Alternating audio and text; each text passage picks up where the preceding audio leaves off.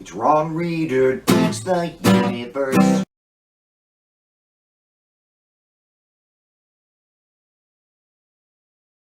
I'm Ron Reader, and this is Ron Reader Digs the Universe. And tonight, conservative culture warriors versus capitalism's creative destruction.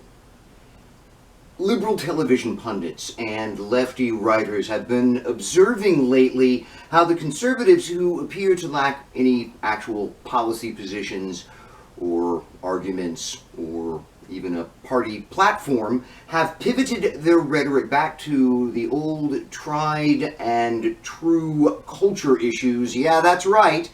They're saying the culture wars are back.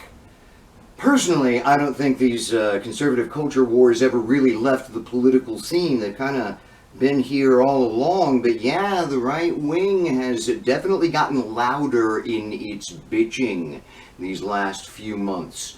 As always, the ostensible enemy the conservatives fight in these wars is the liberals, with their offensive, sinful ways and their hatred for America. You know the drill. Liberals with their evil fingers and everything, destroying the moral fabric of the nation, yada yada, same old shit.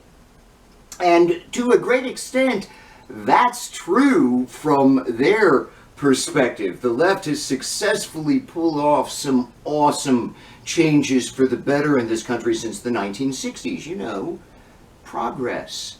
And conservatives hate progress. But conservative culture warriors blaming solely the left for social change is, shall we say, misguided at the very least.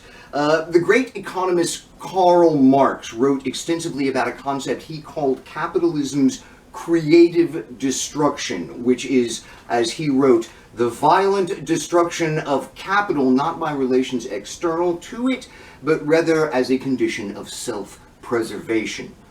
We see this all the time before our very eyes, as buildings are constructed, then later demolished, and then reconstructed to serve a new purpose, and then demolished again, and then reconstructed again. Out with the old and less profitable, and in with the new and more profitable. Marx actually admired capitalism's ability to destroy and recreate almost instantly. When socially beneficial, which sometimes it is, creative destruction ain't so bad. Of course, creative destruction also fucks over a lot of people too.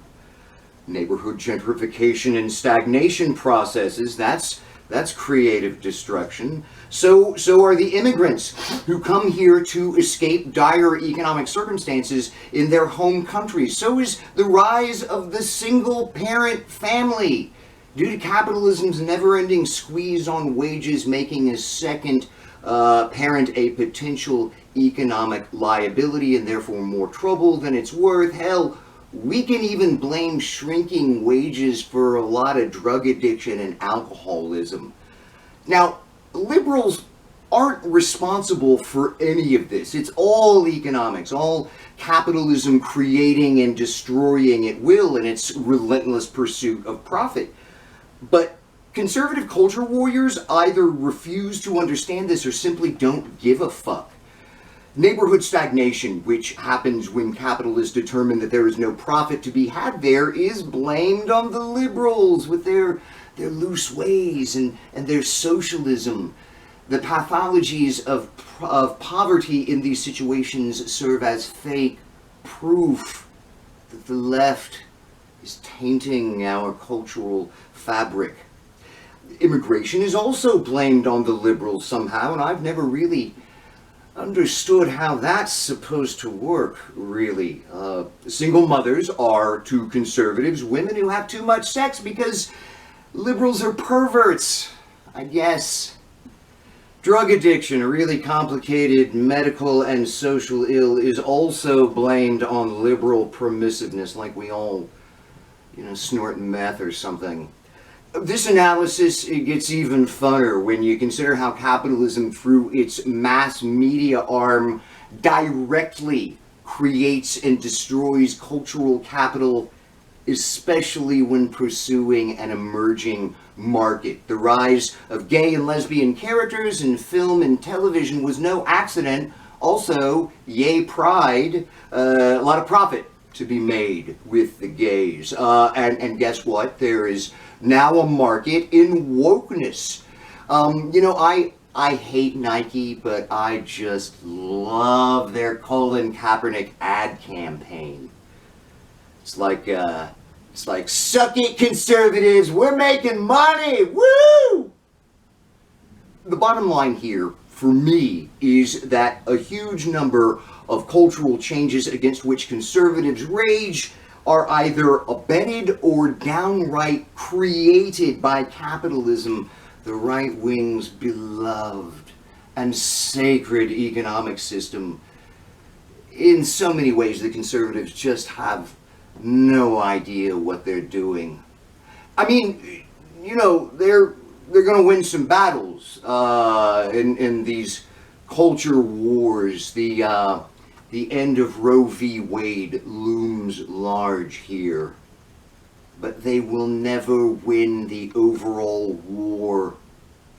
They're just too willfully ignorant to understand the complex dynamic between economics and culture, or even culture itself. So the world will pass them by. And I think that's freaking awesome. I'm Ron Reader, and this has been Ron Reader Digs the Universe. Join me, Ron Reader, again next week for another episode of Ron Reader Digs the Universe.